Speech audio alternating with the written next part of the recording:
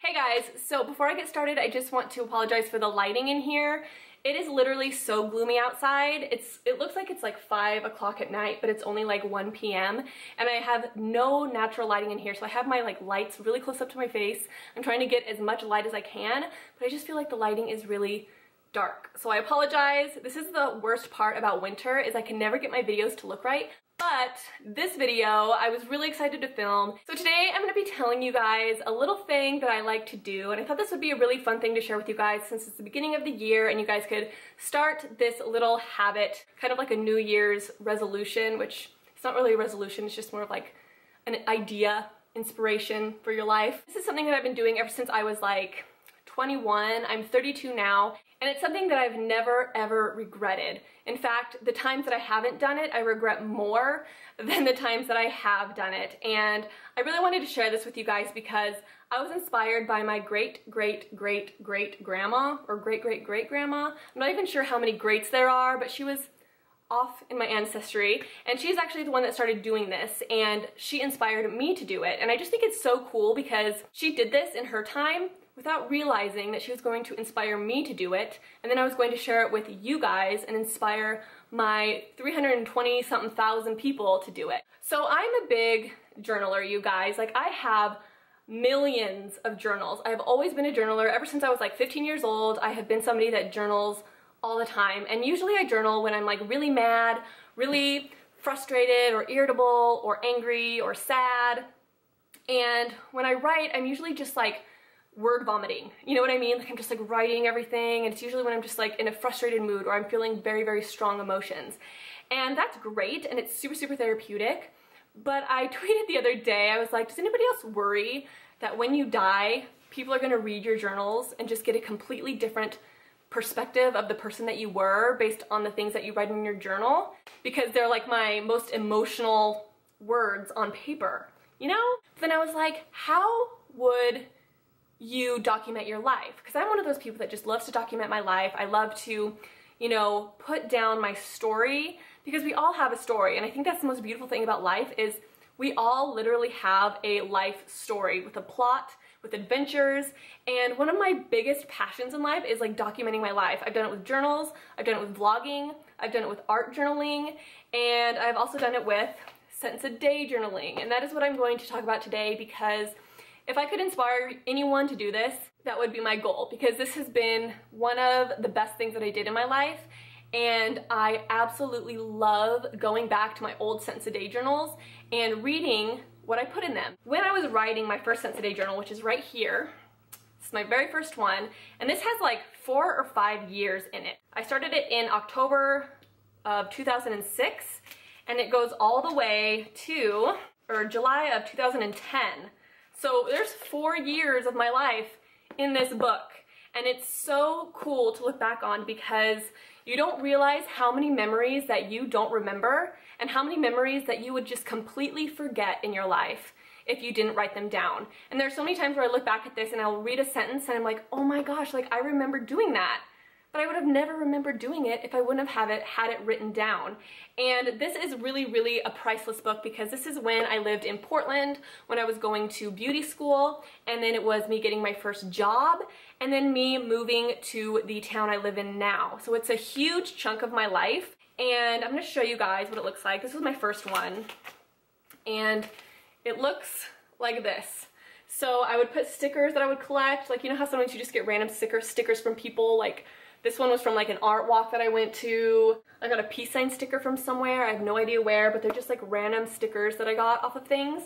And then there's like a fortune cookie thing, some of my favorite quotes, just like random stuff that I got throughout the years of creating this journal. So what you do basically to get an overall rundown of how to keep a sentence a day journal, and this is how I do it, is just write down each month on the top of the page, and then just number however many days are in that month, and then every single night before you go to bed, or whenever you're on your computer, like whatever your routine is, you just put this by your bed and you write a sentence of what happened that day. And it could be the dumbest thing ever, like I dropped my keys on the floor and my thing broke or something. Like, you'd be totally stupid and you think that it's really like not special, and then you go back 10 years later and you're like, oh my God, I remember that day when I dropped my freaking keys and it broke everywhere or whatever. Like, the dumbest things end up being like the best things. Right around when Elena was born, I stopped doing this and I regret it so bad because that would have been the best time to do it when Elena was taking her first steps and growing her teeth in and,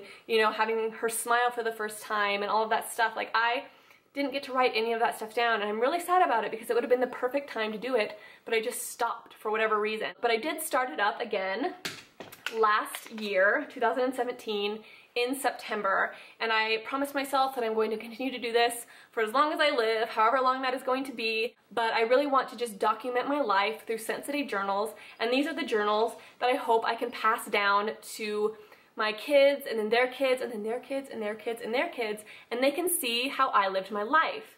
And the interesting thing about this too, guys, is my great-great-great-grandma or whatever, when she did this, like, when you read her journals, they're so old, you guys, like they are so old, they're almost like falling apart. You can see how they lived their lives and how different their lives are compared to yours.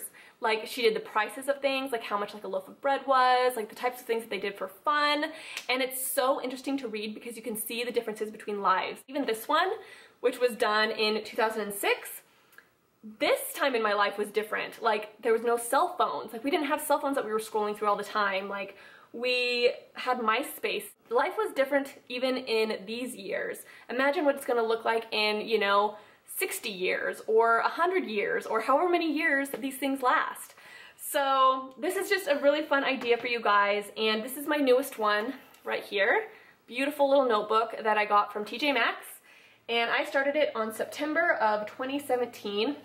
I got this Beats sticker right here that I put in there because I plan to kind of keep my stickers and stuff like I did in my first one, and I'm just going to put them all in here. So the first sentence that I wrote for this year was, Elena's first grade ice cream social at school. Teacher said the class is amazing and well behaved. So I'm going to open up my old one and read to you guys some of the things I did. March 5th, 2007. The day just started off bad. Had a dentist appointment. I was really tired. I felt fat and bloated. March 10th, 2007. Watched 300. Me and Travis waited about 6 months for this movie to come out, and it was so good. April 1st, 2007. Last day of freedom before the new term starts. Made coconut shrimp and painted on my scarlet painting. March 22nd. Went to Corvallis and did a figure drawing class with Travis. First time drawing a naked model. May 6th, 2007. Hair show in Seattle with Melissa C. and Melissa W. Lots of fun. I bought a wax pot. And then the next day, such a beautiful day. Nothing amazing happened though. I did a hideous graduated bob on a male mannequin though. Yuck. And then the 8th, Tony and Guy guest speaker did cool stuff but messed up on Christina's hair with a bright red streak by her face. Like, what the heck? December 5th. Painted a landscape, which was actually really therapeutic. Went to Chelsea's for enchiladas. Yummy. November 27th. Went to a interview at Hello Gorgeous. Not sure how it went. Still waiting to hear back from Visual Effects. And then I would always do this, like every time there's a new year, I would write Happy New Year. Oh, I wrote my resolution here in January 2008. My resolution was to become as stretchy as I was in high school. January 11th, 2008. Jen Joy photo shoot. I modeled and did the hair and makeup, and Kevin Russ was the photographer, and he is amazing. Did a photo shoot for Annette Emery's new album. So at this time in my life I was doing a lot of like freelance makeup artistry, and I was working with a lot of different photographers, and got my first job. Me and Travis had a long distance relationship at this time. Let's see if I have my wedding in here. Oh look, honeymoon. Left for Hawaii at 4:30 a.m. Got to Hawaii at about 1. Super tired, but managed to swim in the ocean until sunset. It was so much fun. Pool day, swam and laid in the sun. Then we went to a luau later in the evening. Perfect day, but Travis was a lobster by the time we were in bed. Oh, and then my wedding day is right down here, which I only had like one line to write about my wedding day, but it says, wedding day, more perfect than I could have imagined.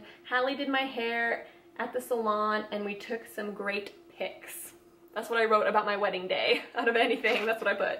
So yeah, it's just so fun, and this is such a cherished book for me. Like, I would keep this over any of my journals in a heartbeat because there's so much in here. And this literally took me so long to fill up, but I just put it on my desk for like 5 years, and yeah, it's amazing. And then I have this one, which is a Cirque du Soleil cover, and this one was actually about when I started like trailing off. But again, I have a bunch of like stickers in this one, and this one, like I kept missing days. Like there's parts where I,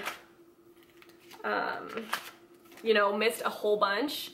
And so I started getting frustrated with myself, and so I ended up just like not finishing this one.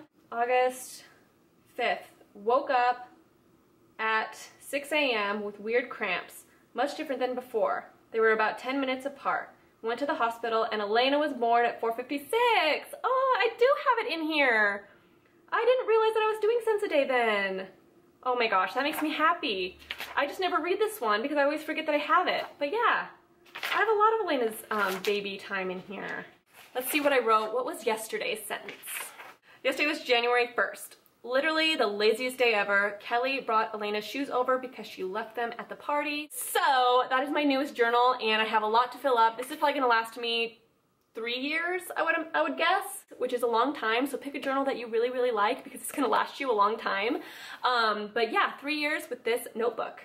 And my biggest tip for you guys too is to get a book with a spiral, because what I do is I just set it on my desk like this, and I don't close it, and I just leave it on my desk just like this, and then every day I can just pick up my pen and write it, and just move it to the side, pick it up, write, move it to the side. You don't have to like open it and close it every time, which I felt like was really annoying when I had one that wasn't spiral. So pick one with a spiral so you can just leave it open on your desk at all times. Another reason why I really like this too, you guys, is because I feel like journaling and, you know, planning with Erin Condren planners and bullet journaling is really a big thing right now. Like everybody loves bullet journaling and planning. I never really got into either of those things. Like I tried doing the Erin Condren planner for a while, but it never stuck with me because with planners, I feel like when the year is over, I just want to throw it away. Like I'm not going to keep a bunch of planners around my house for the rest of my life. So I just threw away these Erin Condren planners that I spent all this time like putting stickers in and stuff. So I literally did that for like 6 months, and then I was like done with that.